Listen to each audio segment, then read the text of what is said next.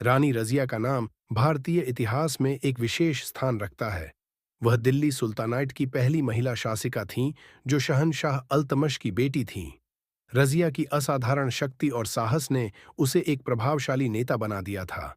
मगर उसकी कहानी सिर्फ शासन तक सीमित नहीं थी, बल्कि उसका दिल एक सैनिक से भी जुड़ा था। रज़िया का एक प्रिय प्रेमी था, अली कजुल्ली, जो एक बहादुर सेनानी था और उसकी निष्ठा और वीरता के लिए प्रसिद्ध था। अली कजुल्ली एक सामान्य सैनिक था, लेकिन रज़िया के दिल में उसके लिए एक विशेष स्थान था। रज़िया ने कभी भी अपने प्रेम को एक शासक के रूप में सार्वजनिक नहीं किया, क्योंकि उसे यह डर था कि इससे उसके शासन पर असर पड़ सकता था। राजमहल में एक दिन शाही दरबार में एक शत्रु राजा के साथ युद्ध की योजना बन रही थी।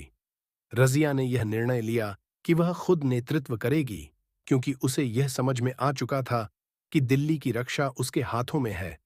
युद्ध की तैयारी के दौरान अली कुली ने रज़िया से कहा, मालकिन, युद्ध में जाने से पहले मुझे एक वचन दो। रज़िया ने उसकी आंखों में देखा और कहा, कौन सा वचन? अली कजुली ने कहा, युद्ध के बाद अगर मैं शहीद हो जाऊं तो आप मुझे याद रखेंगी। रज़िया ने अपनी आंखों में नमी के साथ कहा, तुम जीवित लौटोगे अली। मेरी उम्मीद तुम पर है, हम एक साथ जीतेंगे। युद्ध में रज़िया और अली कग्गुल्ली की जोड़ी बेहद सफल रही। उनके नेतृत्व और रणनीतियों ने दुश्मनों को पूरी तरह पराजित कर दिया। लेकिन दुर्भाग्यवश युद्ध के दौरान अली कग्गुल्ली को गंभीर रूप से घायल हो गया और उसकी जान जाने की कगार पर आ गई। रज़िया ने उसे अपनी गोदी में संभाला और कहा, तुमने मेरे लिए बहुत कुछ किया है, तुम मेरे लिए हमेशा जीवित रहोगे। अली कुली की मृत्यु के बाद रज़िया की दुनिया वीरान हो गई।